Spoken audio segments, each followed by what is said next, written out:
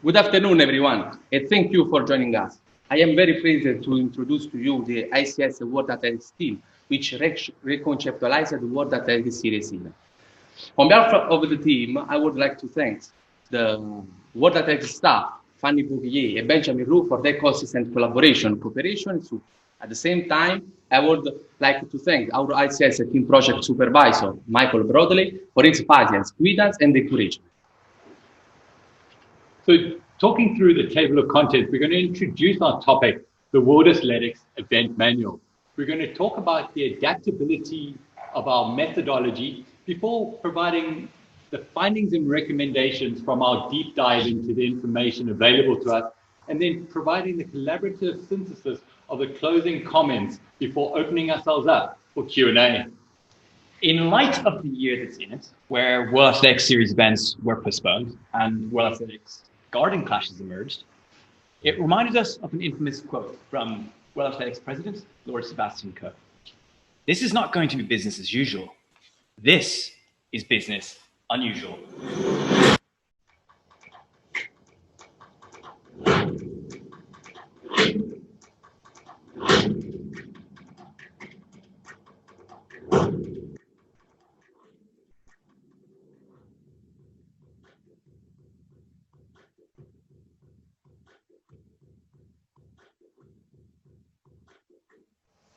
World Athletics is the international governing body for the sport of athletics. It has a global reach with 214 national member federations and is responsible for the worldwide development of athletics. In the last 12 months, under the leadership of the President Sebastian Coe, World Athletics changed its name from IWF to World Athletics. As you can see throughout our presentation, there are a new logo and new branding. This was designed to attract a new generation of both athletes and spectators. In general, this signaled a new era for the athletics family. World Athletics events are central to the leadership and development of athletics worldwide. To assist in the planning of its major World Athletics events, draft event delivery guidelines are necessary to attract and communicate to respective IOC. The purpose of this event was to create a draft the event delivery guideline to assist in World Athletics events. One of them are World Athletics Championship, World Under 20, World Indoor, World Race Walking, World Cross Country, World Half Marathon, and World Relay. We explored previous challenges at World Athletics events, current best practice in other international sports federations, a future opportunity to assist in the most successful delivery of World Athletics events. Let's look at our methodology, which consists in 4 phases. The first phase is the review of World Athletics events delivery soon. The second one is the benchmark review of international federation. The third is the review of World Athletics events debrief, and the fourth are the interview with World Athletics participants. Phase 1. To interpret the guidelines comprehensively, we considered it vital to better understand the context within which they operate. So we reviewed the surrounding suite of documents, and in particular, we focused on the event organization agreements, known as the EOA, and the milestones. And the EOA is the main legal agreement between World Athletics and the organizing committee, setting out the requirements between both parties. And it relates to what an organization committee needs to do and pay for. The milestones are a spreadsheet setting out and relating to a more of the key operational deliverables and deadlines for the organizing committee to undertake. And then sandwiched in between this EOA and these milestones is the guidelines. And the guidelines relate to how the organizing committee undertakes and delivers the items within the EOA and the milestones. And so this phase 1 review, we reviewed not only the current guidelines, we also reviewed a newly proposed 2023 EOA and the milestones for 5 World Athletics Series events. From this review, we picked up a number of issues and we turned those issues into questions, and those questions form the foundation of our interview questions. So going into phase 2, we conducted a benchmarking review. Now, a lot of people have asked us why we conducted a benchmarking review in place of a literature review. And the main reason was to get current best practice industry norms from international peers of world athletics that we could compare them to. Now, to put it into context, where does athletics or world athletics fit?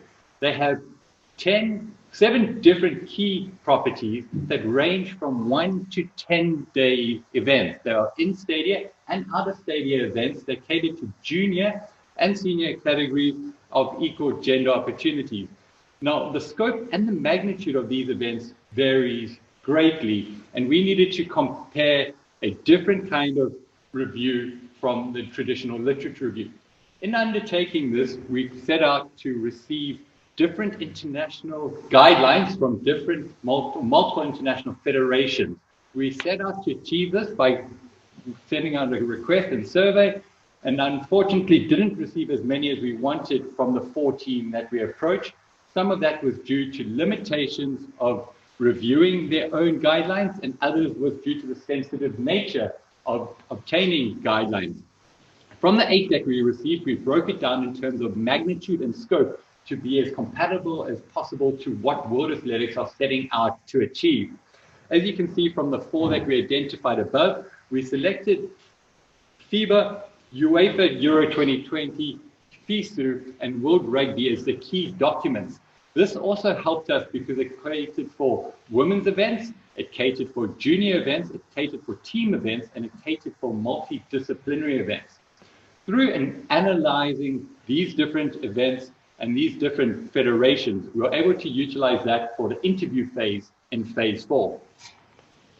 To phase 3, we reviewed debrief documents for all of the 2019 World Athletics Series events, which included Aarhus, the World Cross Country Championships, Yokohama, the World Relay Championships, and Doha for the World Championships.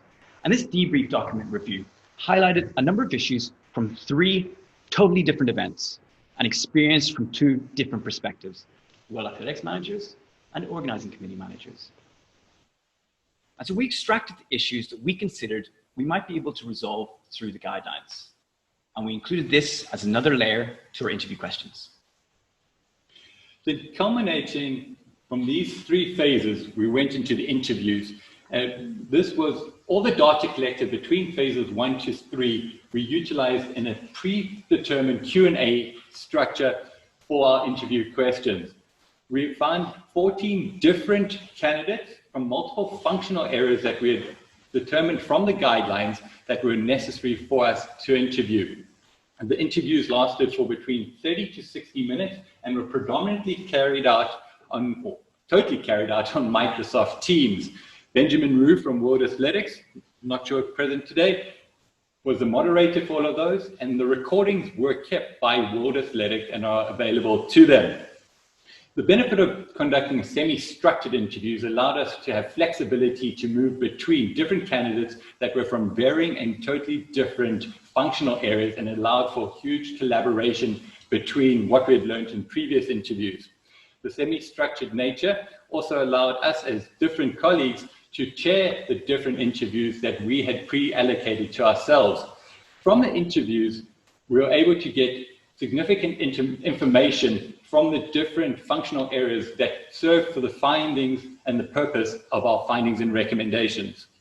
Regarding findings and recommendation, we have divided them into 2, micro and macro. Macro refers more on overreaching principle of a more conceptual nature, while micro refers on amending the content of the current guideline.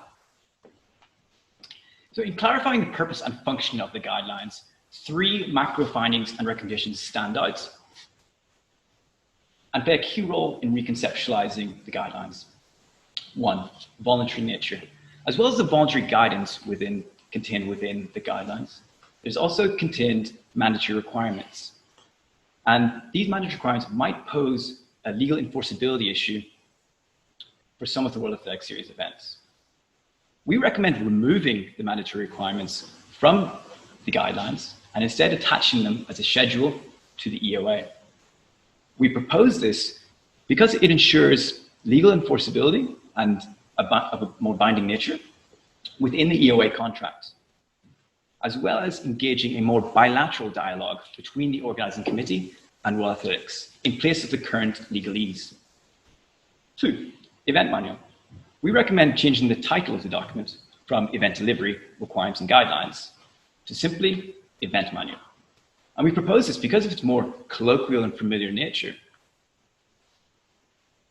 It's also a title used by one of World Athletics' most favored benchmarking examples, And it includes and provides some flexibility going forward, depending on the evolution of this document and the language used within the EUA. And 3, accountability via milestones. In our debrief document review, we encountered a number of issues on accountability where certain tasks were not delivered. We recommend enhancing accountability measures beyond legal repercussions.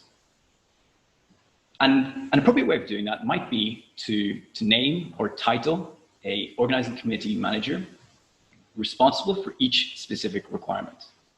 Given that the milestones are a more operationally adaptable document compared to the EOA or the event manual, we consider this the most appropriate document to achieve this end. Building on from the macro findings and recommendations, we looked at the micro findings and recommendations, which are the additions that we suggested for the event manual.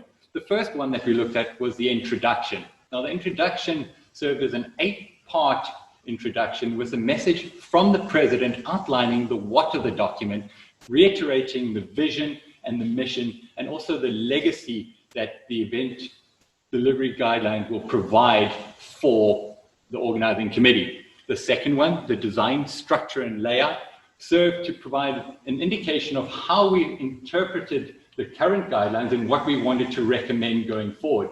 We made a recommendation to adapt it from 10 chapters to 27 chapters with a clear and concise structure with reiteration of active imagery throughout the document. In number 3, the human resources and reporting, what we felt was incredibly important to have a chapter predetermined and just for human resources. This has served as chapter 2 in our document.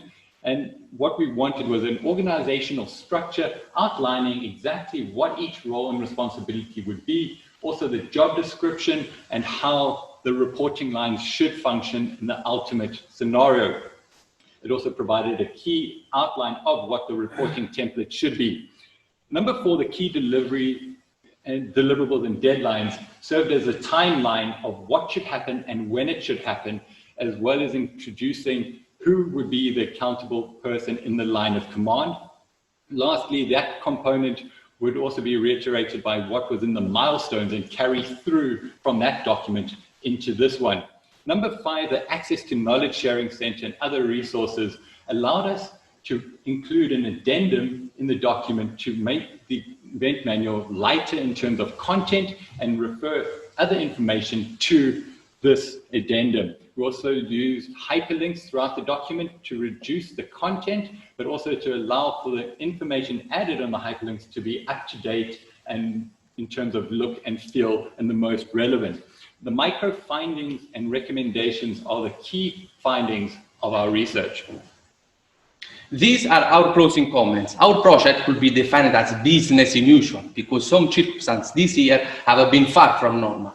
We encountered some challenge. Due to COVID-19, a couple of World Athletics events which we had planned to collect data were postponed, and some other leading international federations used this lockdown period to revisit their event map.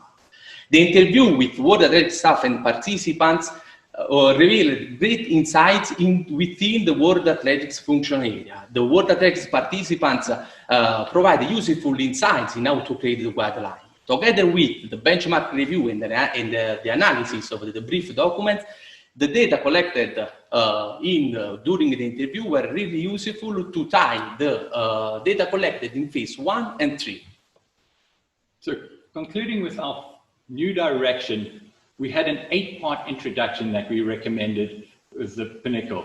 We moved that on from 10 chapters through to 27 chapters, and we wanted to introduce a consistent structure across all the chapters. Those were the key new direction introductions.